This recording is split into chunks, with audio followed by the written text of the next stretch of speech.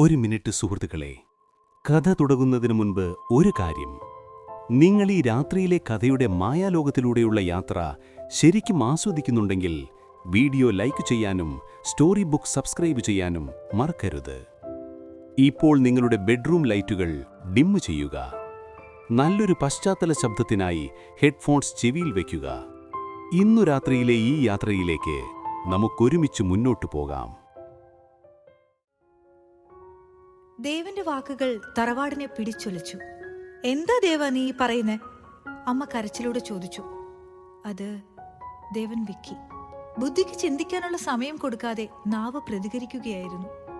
എന്താ ദേവ നീ ഇങ്ങനെയൊക്കെ പറഞ്ഞത്? അച്ഛൻ ചോദ്യം ആവർത്തിച്ചു. എനിക്ക് കുറച്ച് സമയം വേണം, അവൻ പറഞ്ഞൊപ്പിച്ചു.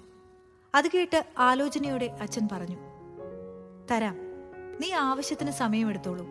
പക്ഷേ നേരത്തെ നിശ്ചയിച്ചുറപ്പിച്ച കാര്യത്തിന് ഇനിയും നിനക്ക് സമയം വേണമെന്നാണെങ്കിൽ അതെന്തിനാണെന്നും എത്ര സമയം വേണമെന്നും ഞങ്ങൾക്കറിയണം. അത് കൃത്യമായി പറയാനുള്ള ഉത്തരവാദിത്വം നിനക്കുണ്ട്. ഒരു നിമിഷം കഴിഞ്ഞ രാത്രിയിലെ കാര്യങ്ങൾ അവന്റെ മനസ്സിലൂടെ കടന്നുപോയി. ഫോൺ റിങ് ചെയ്യുന്നത് കേട്ട് ദേവൻ കോൾ അറ്റൻഡ് ചെയ്യാനായി എടുത്തെങ്കിലും ഡിസ്പ്ലേയിൽ തെളിഞ്ഞ നമ്പർ സേവ് ചെയ്യാത്തതായതിനാൽ അവന് ആളെ മനസ്സിലായില്ല.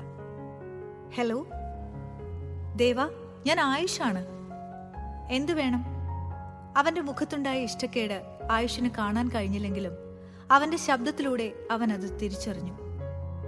ഞാൻ വിളിച്ചത് നിനക്ക് ഇഷ്ടപ്പെട്ടില്ല എന്നറിയാം, പക്ഷെ എനിക്ക് നിന്നെ ഒന്ന് കാണണം, അത്യാവശ്യമാണ്. എനിക്ക് നിന്നെ കാണണ്ട. എന്താവശ്യം? ഇനിയും നിനക്ക് മതിയായില്ലേ? ദേവാ, നിന്റെ ഇപ്പോഴത്തെ മെന്റൽ സിറ്റുവേഷൻ എനിക്ക് മനസ്സിലാവും. എന്തായാലും എനിക്ക് നിന്നെ കണ്ടേ പറ്റൂ. എനിക്ക് വേണമെങ്കിൽ നിന്റെ വീട്ടിലേക്ക് വരാം, പക്ഷെ അത് വേണ്ട.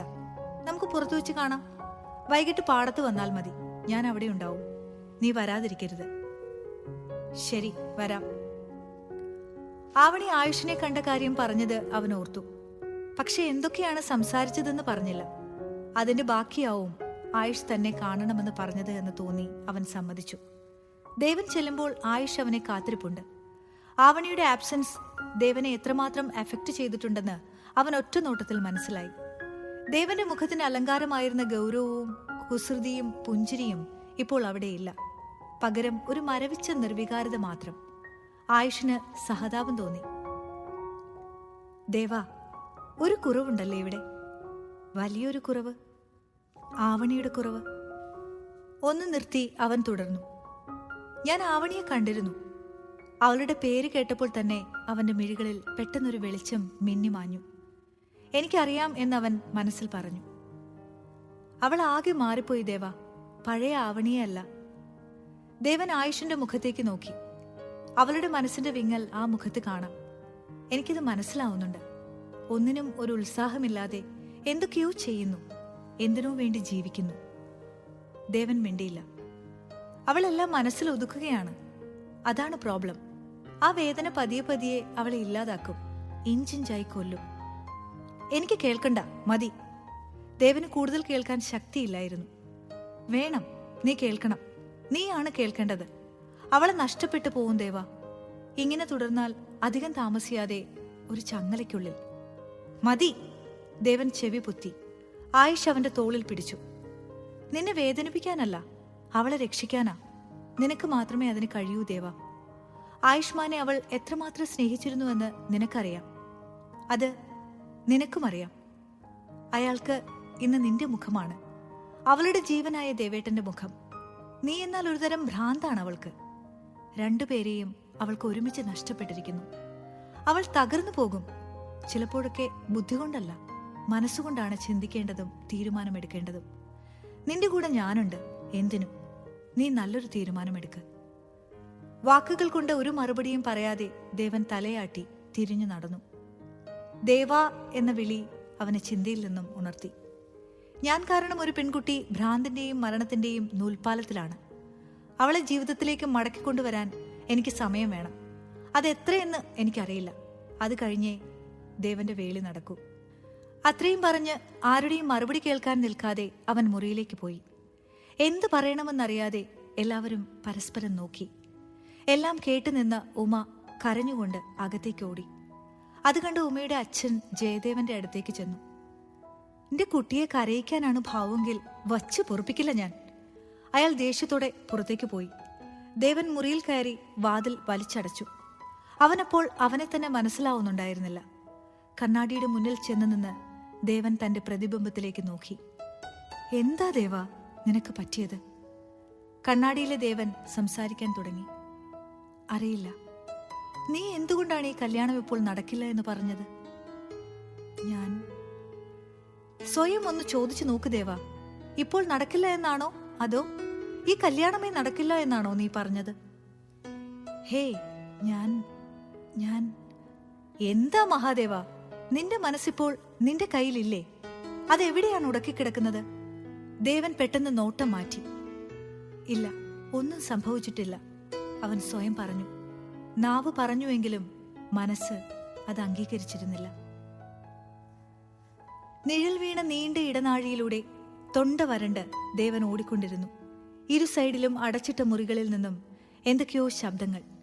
ആരൊക്കെയോ ചിരിക്കുന്നു, കരയുന്നു, എന്തൊക്കെയോ പൊട്ടിത്തകരുന്നു. ദേവേട്ടാ എന്നുള്ള വിളി എവിടേക്കോ തട്ടി പ്രതിധ്വനിക്കുന്ന ശബ്ദം അവന്റെ കാതിൽ വന്ന് അലച്ചുകൊണ്ടിരുന്നു. അവൻ ആ ശബ്ദം എവിടെ നിന്നാണ് കേൾക്കുന്നതെന്നറിയാൻ ചെവി കൂർപ്പിച്ചെങ്കിലും എവിടെ നിന്നെന്ന് മനസ്സിലാവാതെ വീണ്ടും ലക്ഷ്യമില്ലാതെ ഓടിക്കൊണ്ടിരുന്നു. പെട്ടെന്ന് ആ ശബ്ദം ഒരു കരച്ചിലായി മാറി. പിന്നീട് അതൊരു പൊട്ടിച്ചിരിയായി. പെട്ടെന്ന് തൊട്ടു പിറകിലായി ഒരു ചങ്ങലക്കിലുക്കം കേട്ട് അവൻ ഞെട്ടിത്തിരിഞ്ഞു നോക്കി. ആവണി! അലറിക്കൊണ്ട് ദേവൻ ചാടി എഴുന്നേറ്റ് ബെഡിലിരുന്ന് കിതച്ചു. വിയർപ്പ് ചാലുകൾ അവന്റെ ശരീരത്തിലൂടെ ചാലിട്ട് ഒഴുകിക്കൊണ്ടിരുന്നു. അവൻ ഫോൺ എടുത്ത് സമയം നോക്കി. 2:55 AM. സ്വപ്നമാണ് എന്ന് തിരിച്ചറിഞ്ഞതും അവൻ അല്പം ആശ്വാസം തോന്നി.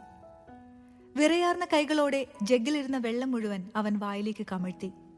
ദേവൻ ബെഡിൽ നിന്ന് എഴുന്നേറ്റ് ഒരു ജനൽപ്പാളി തുറന്നിട്ടു. പുറത്തേക്ക് നോക്കി. നിലാവിന്റെ പാൽ വെളിച്ചത്തിൽ കുളിച്ച് പ്രകൃതി ശാന്തമായി ഉറങ്ങുകയാണ്. പടർന്നു കയറുന്ന നിശബ്ദതയിൽ ഒരു ചെറു കാറ്റുപോലും അനങ്ങുന്നില്ല.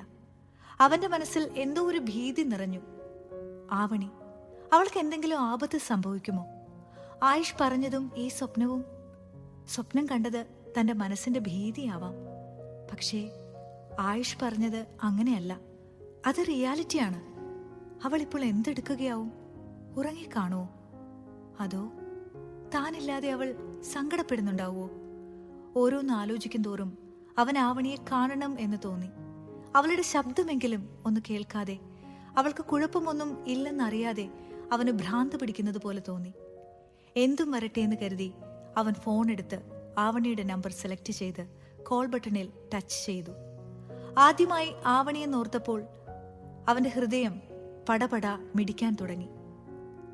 ആകെപ്പാടെ ഒരു പരവേശം. ഫോൺ വൈബ്രേറ്റ് ചെയ്യുന്നത് കേട്ട് ആവണിയുടെ നെഞ്ചിലൂടെ ഒരു വിറയൽ കടന്നുപോയി. ഈ നേരത്ത് തന്നെ വിളിക്കാൻ ദേവേട്ടൻ മാത്രമേ ഉള്ളൂ. പക്ഷേ ദേവേട്ടനായിരിക്കുമോ? ഒരു നിമിഷം അവളുടെ മനസ്സാഗ്രഹിച്ചു. ഡിസ്പ്ലേയിൽ ദേവന്റെ മുഖം കണ്ടു. മിഴുനീർ നിറഞ്ഞ അവളുടെ കണ്ണുകൾ വിടർന്നു. അടുത്ത സെക്കൻഡിൽ ആവണി കോൾ അറ്റൻഡ് ചെയ്തു. അവളുടെ ശബ്ദം പുറത്തേക്ക് വന്നില്ല. ആവണി? ദേവന്റെ ചുണ്ടുകൾ ചലിച്ചു. നാളുകൾക്ക് ശേഷം സതി തന്റെ മഹാദേവന്റെ ശബ്ദം കേൾക്കുകയാണ്. അവളുടെ ചുണ്ടുകൾ വിതുമ്പി. അവളുടെ നിശ്വാസത്തിന്റെ ശബ്ദം കാതങ്ങൾക്കിപ്പുറം അവന്റെ കാതുകളിൽ കണ്ണീരിൽ കുതിർന്ന തേൻമഴയായി പെയ്തിറങ്ങി. ആവണി? അവന്റെ ചുണ്ടുകൾ വീണ്ടും ചലിച്ചു. ദേവേട്ട? അവളുടെ ശബ്ദത്തിന്റെ വിറയൽ അവൻ വ്യക്തമായും തിരിച്ചറിഞ്ഞു. നെഞ്ചിലൊരു ഭാരം വന്ന് മൂടി വാക്കുകൾക്കായി അവൻ പരതി. എന്താണ് പറയേണ്ടത്? ഒന്നുമില്ല. വീണ്ടും മൗനം അവർക്കിടയിൽ കൂടുകൂട്ടി. ആ മൗനം വാചാലമാവാൻ നിമിഷങ്ങളുടെ ദൈർഘ്യമേ വേണ്ടി വന്നുള്ളൂ. ചില അപൂർവ സന്ദർഭങ്ങളിൽ സമയം തന്റെ നിയമങ്ങൾ തെറ്റിച്ച് വേഗത്തിൽ ഓടി അകലുന്നു. അവർക്ക് വേണ്ടി നിയമങ്ങളെ തെറ്റിക്കാൻ സമയത്തിനപ്പോൾ ആജ്ഞ നൽകിയത് ആരാണ്? വാതിലിൽ തട്ടിക്കൊണ്ട് സീത വിളിക്കുന്നത് കേട്ട് ആവണി ക്ലോക്കിലേക്കും പിന്നെ കർട്ടൻ നീക്കി പുറത്തേക്ക് നോക്കി. ദേവേട്ട, നേരം വെളുത്തു. ഇത്ര പെട്ടെന്നോ? അമ്മ വിളിക്കുന്നുണ്ട്, ഞാൻ വെക്കട്ടെ? വേണ്ട, ഞാൻ സീതമ്മയുടെ ശബ്ദമൊന്ന് കേട്ടിട്ട് എത്ര നാളായി. കട്ട് ചെയ്യണ്ട. അവൾ കോൾ കട്ട് ചെയ്യാതെ ഫോൺ കയ്യിൽ പിടിച്ചുകൊണ്ട് ചെന്ന് വാതിൽ തുറന്നു. ഞാൻ കരുതി നീ എഴുന്നേറ്റില്ലെന്ന്.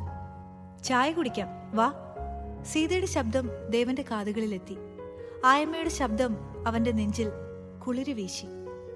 ഞാൻ വന്നേക്കാം. നിനക്കിഷ്ടപ്പെട്ട നൂലപ്പം ഉണ്ട്, വേഗം വാ. പെട്ടെന്ന് എന്തോ ഓർത്തിട്ടെന്ന പോലെ സീതയുടെ മുഖത്തൊരു വിഷാദം നിഴലിച്ചു. എന്തു പറ്റി? ദേവേട്ടനെ ഓർത്തു അല്ലേ? ഹേയ്, ഒന്നുമില്ല, നീ വേഗം വാ.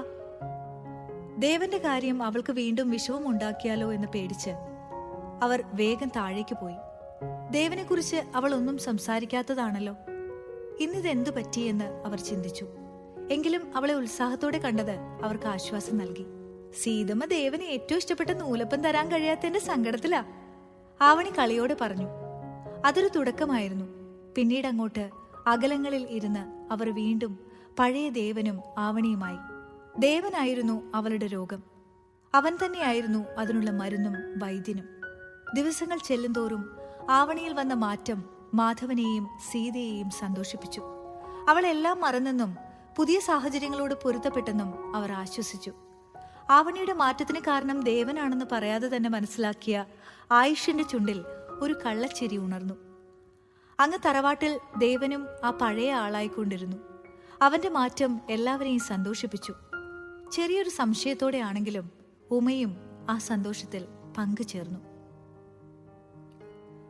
തിരക്കേറിയതെങ്കിലും അങ്ങനെ തോന്നലുളവാക്കാത്ത വിധത്തിൽ അറേഞ്ച് ചെയ്ത ഒരു ഹോട്ടലിൽ കണ്ണാടി ഭിത്തിയോട് ചേർന്നുള്ള ടേബിളിൽ ചൂടുള്ള ചായയും വടയും മൊത്തിക്കുടിച്ചുകൊണ്ട് ആവണിയും ജ്വാലയും തൊട്ടടുത്തായി കാണുന്ന തിരക്കേറിയ റോഡിലേക്ക് നോക്കി വെറുതെ ഓരോ പൊട്ടത്തരങ്ങളും പറഞ്ഞുകൊണ്ടിരുന്നു.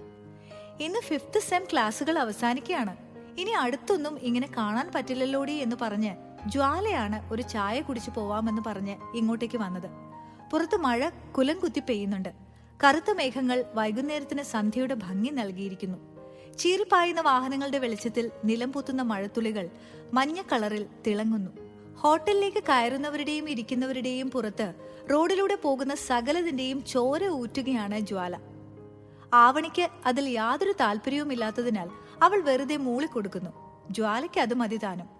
ആവണി നോക്കിയിരിക്കുമ്പോൾ ഒരു കാർ വന്ന് എൻട്രൻസിൽ നിന്നു. അത് അകത്തുനിന്ന് വന്നതിനാൽ പാർക്കിംഗ് ഏരിയയിൽ നിന്നുമാണെന്ന് അവൾക്ക് മനസ്സിലായി. ആ കാർ അവിടെ വെയിറ്റ് ചെയ്യാൻ തുടങ്ങിയിട്ട് 2 മിനിറ്റോളമായി. മഴയും വൈകുന്നേരത്തിന്റെ തിരക്കും ആകെ കൂടി ആ കാർ അവിടെ ബുദ്ധിമുട്ട് സൃഷ്ടിക്കുന്നുണ്ടെങ്കിലും സെക്യൂരിറ്റി അത് അവിടെ നിന്ന് മാറ്റാൻ ആവശ്യപ്പെടാത്തത് ആ കാർ ഏതോ VIP കാത്തിരിക്കുന്നത് കൊണ്ടാവും എന്ന് അവൾ കരുതി. ഏത് VIP ആയാലും ഇങ്ങനെ ആളുകൾക്ക് ബുദ്ധിമുട്ടുണ്ടാക്കുന്നത് ശരിയാണോ? ആ കാർ അവിടെ നിന്നും മാറാത്ത ഓരോ നിമിഷവും ആരാവും ആ മാനേഴ്സ് ഇല്ലാത്ത VIP എന്നറിയാൻ അവൾക്കും ചെറിയൊരു ആകാംക്ഷയായി. അവളുടെ ആകാംക്ഷയ്ക്കും ആളുകളുടെ ബുദ്ധിമുട്ടിനും വിരാമം ഇട്ടുകൊണ്ട് ആ VIP കാറിനടുത്തേക്ക് വന്ന് ഡോർ തുറന്നു. അകത്തേക്ക് കയറാതെ തുറന്നു പിടിച്ച ഡോറുമായി അയാൾ ആരോടോ സംസാരിക്കുകയാണ്. അത് ആരാണെന്ന് ആവണിക്ക് കാണാൻ കഴിഞ്ഞില്ല. അയാൾ നിൽക്കുന്നത് അവൾക്ക് അഭിമുഖമായി അല്ലാത്തതിനാൽ മുഖം കാണാനും കഴിയുന്നില്ല. White colour full sleeve shirt മുട്ടപ്പം കയറ്റി വെച്ചിരിക്കുന്നു. Blue colour jeans and formal shoe. അയാൾ കാറിലേക്ക് കയറുമ്പോഴെങ്കിലും മുഖം കാണാൻ കഴിയും എന്ന് കരുതി അവൾ അയാളെ തന്നെ നോക്കിയിരുന്നു. പെട്ടെന്ന് അയാൾ തിരിഞ്ഞ് കാറിലേക്ക് കയറി സംസാരിച്ചു കൊണ്ടിരുന്ന ആളോട് യാത്ര പറയും പോലെ അയാളുടെ മുഖത്തേക്ക് നോക്കിയപ്പോൾ ആ മുഖം മുകളിലേക്ക് ഉയർന്നു. ആ നിമിഷം ആവണി ആ മുഖം വ്യക്തമായി കണ്ടു. ഒരു വിറയൽ അവളിലൂടെ കടന്നുപോയി. ആവണിയുടെ കണ്ണുകൾ വിടർന്നു. പുറത്തേക്ക് തള്ളി വന്നു. അവൾ ചെയറിൽ നിന്നും അറിയാതെ എഴുന്നേറ്റ് ഒന്നുകൂടി സൂക്ഷിച്ചു നോക്കി. ദേവേട്ടൻ. അവളുടെ ചുണ്ടുകൾ മന്ത്രിച്ചു. അവൾക്ക് വിശ്വസിക്കാനായില്ല. ദേവേട്ടൻ ഇവിടെ? ഇല്ല, ദേവേട്ടൻ ഇവിടെ വരേണ്ട യാതൊരു കാര്യവുമില്ല. അതല്ല, ഇനി വരുന്നുണ്ടെങ്കിൽ തന്നോട് പറയാതിരിക്കുമോ? അപ്പോഴേക്കും ആ കാർ പുറത്തേക്ക് ഒഴുകിയിറങ്ങി. ഒറ്റ ആവേശത്തിന് അവണി മുന്നോട്ടോടി സ്റ്റെയർ കേസ് ഇറങ്ങി താഴേക്കോടി.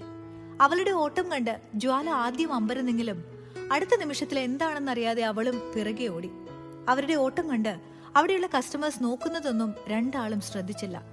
അവൾ ഓടി ഇറങ്ങി താഴേക്ക് എത്തിയപ്പോഴേക്കും ആ കാർ റോഡിലേക്ക് ഇറങ്ങി കണ്ണിൽ നിന്നും മറഞ്ഞിരുന്നു. വേഗം ആവണി റിസപ്ഷനിലെത്തി അവിടെ ഇരുന്ന സ്റ്റാഫിനോട് ചോദിച്ചു, ഇപ്പോൾ ഇവിടെ നിന്നും കാറിൽ കയറി പോയത് ആരാണ്? എന്താണ് madam, any issue? No no, അത് ആരാണെന്ന് അറിയാനാണ്. അറിയില്ല മാഡം, കൂടുതൽ അറിയണമെങ്കിൽ മാനേജറോട് ചോദിച്ചാൽ മതി. അയാൾ അടുത്ത ക്യാബിനിൽ ഇരുന്ന ഒരു എക്സിക്യൂട്ടീവ് വയസ്സിനെ ചൂണ്ടി പറഞ്ഞു. എന്താ ആവണി? ഒന്നും മനസ്സിലാവാതെ ജ്വാല ചോദിച്ചു.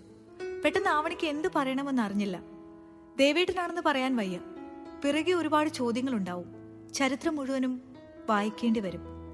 അത് അയാളെ എനിക്ക് മുഖപരിചയം തോന്നി. നാട്ടിലുള്ള ഒരാളെ പോലെ. അതിനാണോ നീ ഇങ്ങനെ ചാവാൻ തുടങ്ങണത്? ജ്വാലയ്ക്ക് ദേഷ്യം വന്നു. ശവം? ഞാൻ വിചാരിച്ചു എന്തു പറ്റിയെന്ന്. എന്തൊരു ഓട്ടോ ആണടി ഓടിയത്. എല്ലാവരും കണ്ടു. നാണക്കേട്. അതിന് നീ എന്തിനാ ഓടിയത്? ഓ, ഇപ്പൊ ഞാൻ പിറകെ വന്നതായി കുറ്റം. ജ്വാലയ്ക്ക് ദേഷ്യം കൂടി. ഓ സോറി, പോട്ടടി. അല്ലാതെ ഇനിയിപ്പോ എന്ത് ചെയ്യാനാ? ആവണി അവളുടെ കവളിൽ ഒന്ന് നുള്ളി. ജ്വാലയുടെ ദേഷ്യം അതിൽ അലിഞ്ഞു. വാ, നമുക്ക് ആ മാനേജരോട് ചോദിക്കാം. രണ്ടാളും കൂടി മാനേജറുടെ അടുത്ത് ചെന്നു. എന്താ കുട്ടികളെ? അവർ കാര്യം പറഞ്ഞു. ഓ, ഹീസ് എ ബിസിനസ് മാൻ. ചിലപ്പോൾ കേട്ടിട്ടുണ്ടാവും. കാൻഡിൽ ലൈറ്റ്സ് ബിസിനസ് ഗ്രൂപ്പിന്റെ MD-യുടെ മകനാണ്. ബിസിനസ് മീറ്റിനായി ഇവിടെ വരുമ്പോൾ നമ്മുടെ ഹോട്ടലിലാണ് സ്റ്റേ. ഞാൻ കേട്ടിട്ടില്ലല്ലോ, ജ്വാല പറഞ്ഞു. ആ മാനേജർ വെറുതെ ചിരിച്ചു. Candle lights? ആവണിയുടെ ചുണ്ടുകൾ ചലിച്ചു. മെഴുതിരി വെട്ടം. അവൾ ശബ്ദമില്ലാതെ പറഞ്ഞു. എന്താണ് അയാളുടെ പേര്? വിറയാർന്ന ശബ്ദത്തിൽ ആകാംക്ഷയോടെ അവൾ ചോദിച്ചു. ദേവദേവൻ.